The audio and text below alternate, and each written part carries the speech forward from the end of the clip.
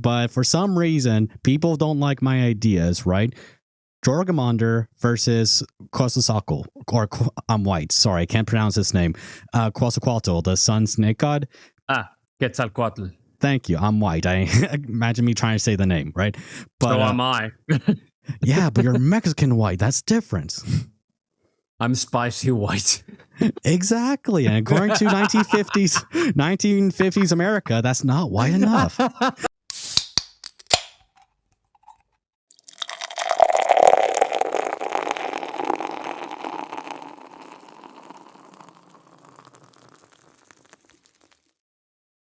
Welcome back to Pint Cellar, everyone. I am Jarvis, and I'm joined with Hubrecht. How you doing, sir?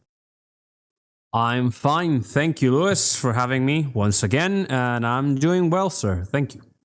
It's awesome to have you on, especially on this pretty interesting week, because by the time this episode is actually published, it would actually be Lent. So, yeah, that's fun times, isn't it? Well, maybe not fun times, holy times, shall we say. Yeah, holy times. Anything special planned for Lent this year? Yeah, so this is something I'll be doing, right? So I'm going to be deleting Twitter off my phone. Like, I'm not deleting my account. Yeah, I am deleting Twitter off my phone. I'm going to be off it for like, what is it, like 2 months? I know it's about that time. Actually, that's a pretty good idea. Maybe I should do it as well. Yeah, it's like, think of it as detoxing your soul. Yeah, okay, that's fair. Yeah, and also this is probably a smart idea that when we're messaging each other, it'll have to be through the Discord now. So it's like, if you want to start a tweet with me, don't. Because, like, don't tempt me. Don't we have each other's numbers in WhatsApp? But now apparently only Mexicans use WhatsApp. Yeah, I just don't use WhatsApp. That's the thing. It's not my most favorite thing. It's funny because most people here only use WhatsApp to communicate. They never answer the phone. They never answer any other messages, but they always answer WhatsApp. That seems like a pretty good idea for Lent, actually. What you be doing? Come on, bro. You only got a few more days. Yeah, I think I will follow suit. Copy you. But you know what? I will be also deleting temporarily Instagram. Yeah, like I don't ever use Instagram. Like I don't even have an account anymore. So yeah, okay. Yeah, no, but not for the reasons you think. Oh, I see, huh? Yeah. Dog. Disgusting, bro.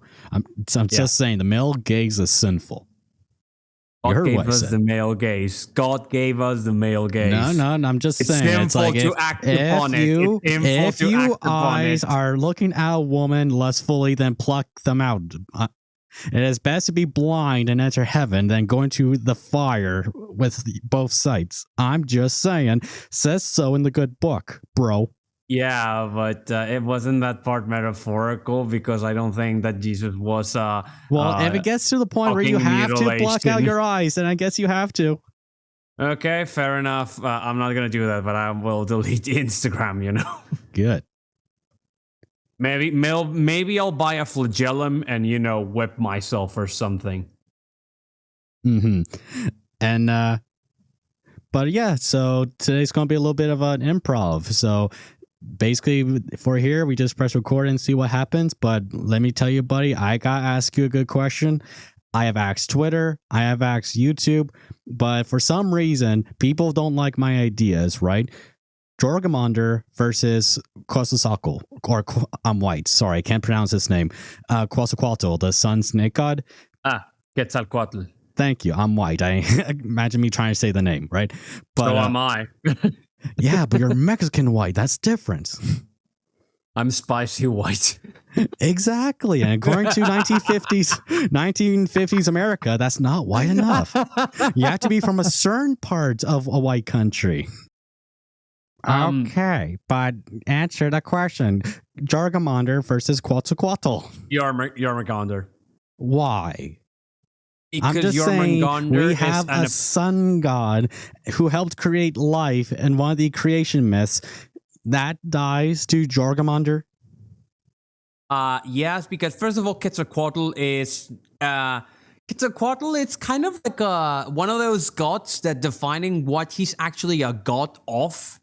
It's kind of difficult because like his name means like feathered serpent of the wind. Yes. Right. So like normally people think, oh, he's a wind god, and okay, he probably is a wind god. But he's also associated with, like the with the planet Venus, with the evening star, right? So there's that Exactly. too, yeah. And there's that too. But the thing is, Quetzalcoatl kind of like gets, well, not defeated, but very easily tricked. And Jormungandr is an apocalyptic beast, or a Ragnarokian beast, whatever you want to call it, that kills all the planet, that according to the Ragnarok will kill all of Midgard before going up to Asgard, causing havoc, and then having his duel with Thor, in which they'll both die. But I never seen anything that kind of like reflects Quetzalcoatl having that sort of destructive power, So Okay. so since I don't have too much information, I have to go with Jormungandr. Okay, I guess it has to be this way. All right. I guess democracy wins, but democracy sucks. But hold on. What about the Egyptian snake beast? What's his name? Osiris? I don't know. No, Apophis. Right. I'm just naming like random snake deities, right? Osiris and Babylonians has Tiamat. Yeah, Babylon had Tiamat. Apophis, I would say, yeah, Apophis would win against Jormungandr because Apophis literally was in an eternal struggle with Ra. So I would say that's a bit maybe Jormungandr could fight him and hurt him badly, but I would put him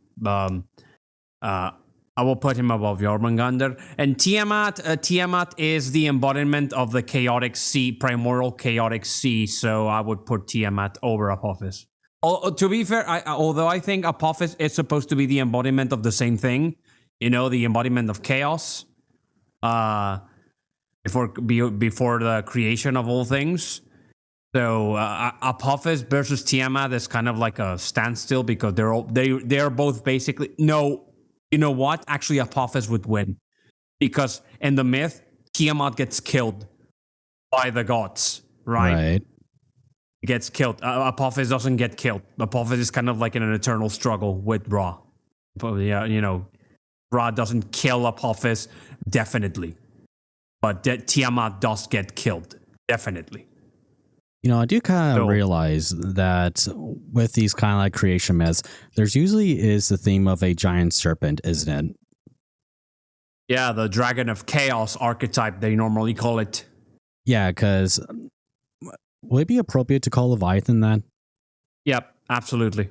Because Leviathan is associated with sea imagery, and the sea is normally it's normally what's thought of as the pre-creation state of things, like a sea of a chaotic sea where all the primordial building blocks or creation are there, but without form or thought, right?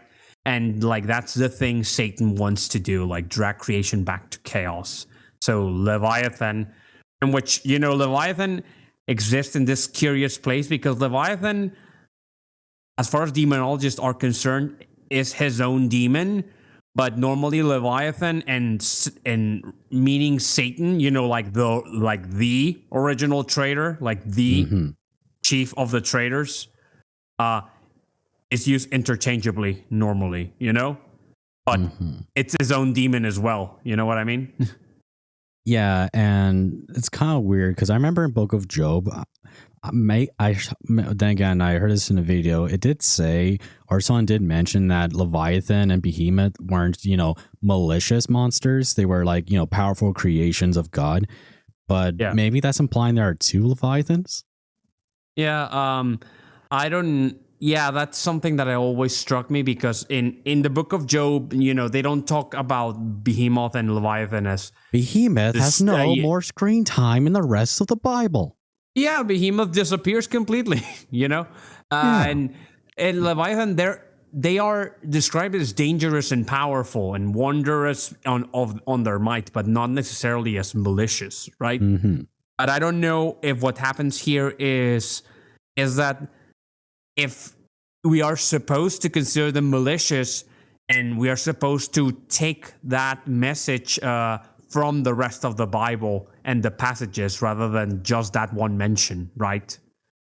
Mm-hmm. He's just telling he's just pretty much telling them, oh, the devil is also my creation, right? And, the devil is dangerous, but, the devil also has a place in creation as Right. its enemy, right? But, he's still my creation. And, he's kind of saying, because when God is telling that to Job, you're like, God is demonstrating to Job his absolute authority over all things. Right. I literally tell the dawn where to rise. I literally tell the stars where to be.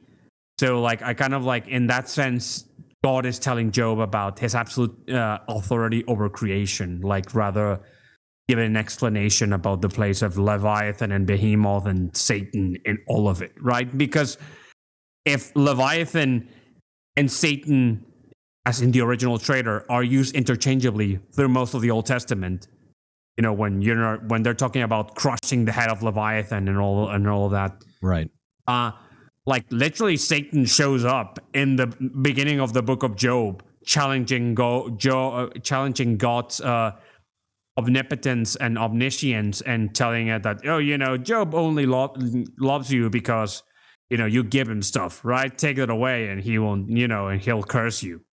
So it's one of the books where Satan has the most protagonism in that sense, because it starts with him and his challenge, right?